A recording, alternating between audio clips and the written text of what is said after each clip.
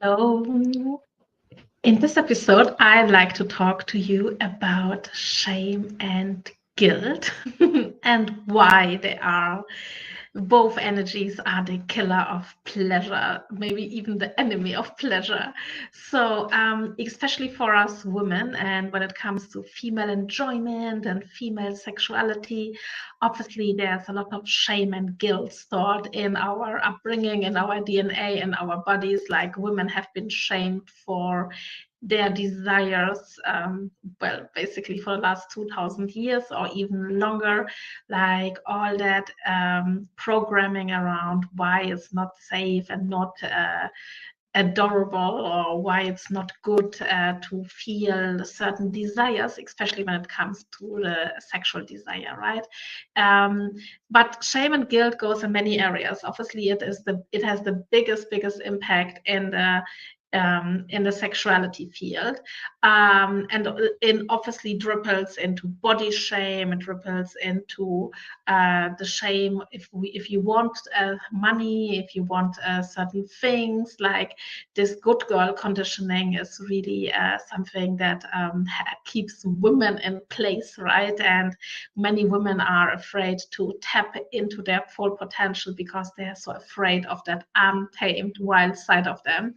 So shame and guilt are the number one killers. And if we look into shame and guilt, also from the energetic perspective, shame and guilt are really low vibrational energies, right?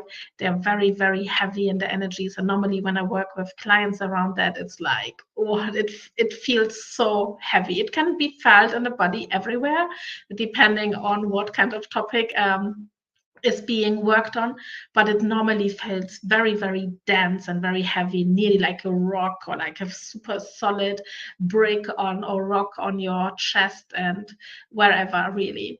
And I mean, when it comes to sexuality, particularly, right? I mean, we have been shamed around sexuality and our sexual desires for like forever, really. It starts with the Bible, right? Like, I love how Eva is kind of framed in the Bible as this weak woman who could not resist the temptation. And because of her following her desires, the whole humanity has been doomed, right? And with that story and that reframing of that story, um, everybody has been brainwashed, right? Like everybody has been brainwashed with that story.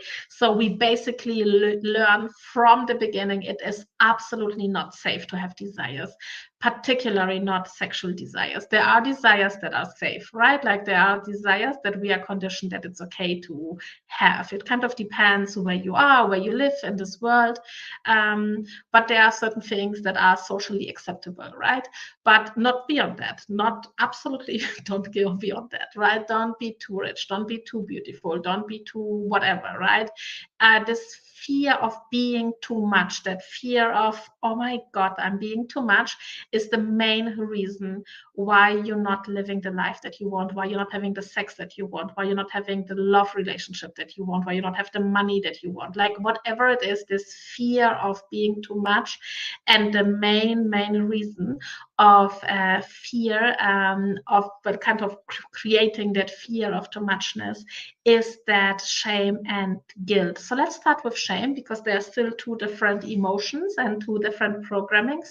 So shame is like everything that we feel like, oh, I'm really have to be ashamed of. It's like so bad that I want it. It's really so bad. Like it's so bad that I believe I am a human being with a libido and I actually desire sex. It's okay if I'm in a relationship, but other than that, it's absolutely not okay, right? Like, it's the shame. It's the shame of the body, how your body looks like.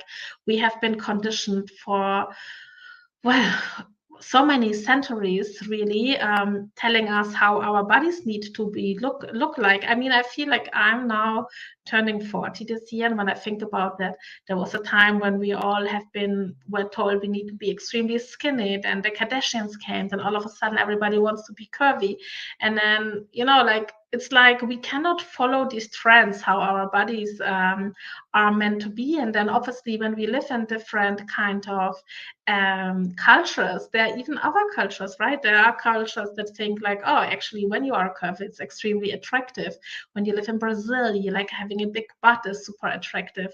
Somewhere like if you live in France, you have to be size zero, right? So there is this kind of belief and this kind of society conditioning how we have to live, like be with our body. We are being shamed for our bodies like our entire life, basically. There are so many magazines, and I keep saying that over and over again. If there would be a reset button and every single woman in this world would wake up tomorrow and would be like, oh, I absolutely love myself the way I am, I believe 70% of the world economy would break down, like fashion, cosmetics, diet, supplements, whatever, like all of that would simply kind of break down just because women would start loving and accepting themselves the way they are, right? So this is the body shame, right? It's like, so like I mean, obviously about body shame, I could even have like a whole masterclass around that. Then the sexual shame, that you have the desires. The sexual shame can also be obviously rooted because there was a sexual abuse. I mean, it is like a dark number, like people don't really talk about it, and not all of that is really recorded, like, you know, like reported also to the authorities. But most likely 3 out of 5 women have experienced some sort of sexual abuse, and we also normalize that. We even go into victim shaming, right? Even there we go into shame. So there's obviously the abuse part, but there's also this part of like having these desires, right? It's like, it's as you know, like it is not okay to have these desires. We are not educated around that. Religious programming comes on top of that, right? Like, I mean, religious programming is the main of that, and it's absolutely not the truth how we are like what is actually real connection and sacred sexuality in connection to God, right? So there's all of this, right? So there's so much stuff, to only name a few, and I'm sure when you listen to this, you're like, oh my God, it's so true. It is so true. Around when we start menstruating, there's also like, oh, you know, there's like as if this is something not natural. Then around female self-pleasure, like there's like so much. So women are over centuries conditioned that not loving the body and not accepting sexual desires is absolutely normal. Like it is like we have been so brainwashed into that. So this is like a massive, massive layer to be unraveled and like taken off. It's basically like a coat that you take off. It's a couple of coats that you have to take off for that. And then the other part is obviously the guilt, right? You may have taken off these coats and you're like, oh, it's actually nice. I'm starting to discovering my body. I'm starting to feel more into my femininity, and I'm starting to feel more, and I'm feeling juicy, like I'm feeling alive. But I can only go to a certain way, not more than that. Like I'm feeling I could do this, I can play with that, I can experience that, and then guilt kicks in, right? Normally, always guilt kicks in. It's so normal. It comes when it comes to sexual desires, it comes to everything. It comes when you are a mom and you want to have time for yourself because you have been conditioned that you're a mom, so you're not allowed to have time for yourself. Like as women, we are so conditioned that our needs, our desires are kind of priority XYZ. First, we are here to serve everybody else and then us, right? So then the guilt kicks in, the guilt that you want to have, that you have that desire, even especially when it comes to sexual fantasies. I experience that a lot when it comes to sexual fantasies, that women are like, oh my God, I'm feeling so guilty and I'm feeling so shameful that I even have that. And yeah, well, it is just a fantasy. It doesn't mean that you will live it, right? Maybe you will, maybe you don't, and it's fine. So this is one part. Then the other part is like, I should be grateful, but I have that. But this is not what gratitude is. Gratitude never tells you that you can't be grateful and like like we are so conditioned that we should be grateful what we have. So there is nothing more like that's not what gratitude is. It actually works the other way around. It is like the more grateful you are, the more you get what you act on top of that. So there is no limit of abundance, but we are also living in this.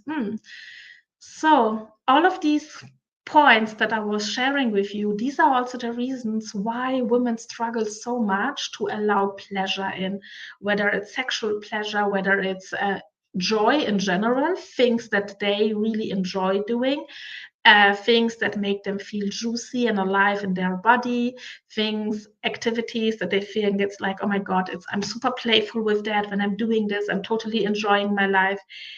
These are the main killers, because there's so much stuff first, and because we have been so taught that we first have to do something else before we can have the fun. So how do you unravel that?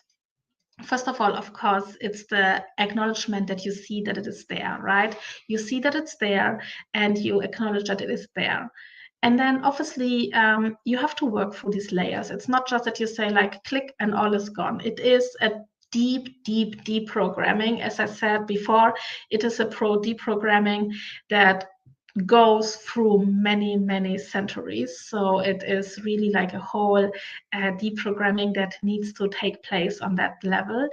And you also have to acknowledge that you do have these desires, that you really can be in that energy of like, it is okay to want that. It is okay that I desire that. And then you work with that. And I think one the simplest thing is first really to to make the unconscious conscious, that you really go into maybe journaling and write all that down, that you feel like that is already coming up just because you watched that little video here. And obviously, if you desire more support, you can obviously work with me one-on-one, and we can unravel that for you. I work with a method called Theta Healing, where we can really beautifully support and decode your subconscious and reprogram your subconscious, and obviously with the embodiment practices supporting you to find the safety and the stability in your body. Or you can also join my Pleasure Queen program, where other women are also working through this, and the energetic clearings are in the beginning. We clear shame and guilt the first session, just because we want to tap deeper into the embodiment practices, recollecting you with your body and having so much fun. So the links are below. Check everything out. And I'm wishing you a beautiful day, and I hope that was helpful. And really allow yourself to make pleasure like a priority in your life, and allowing this more and more to come into your life as a woman and be like, yes, I actually claiming that back. It is my birthright, and it is time for me. So with that, have fun, and I'm looking forward to talk to you very soon.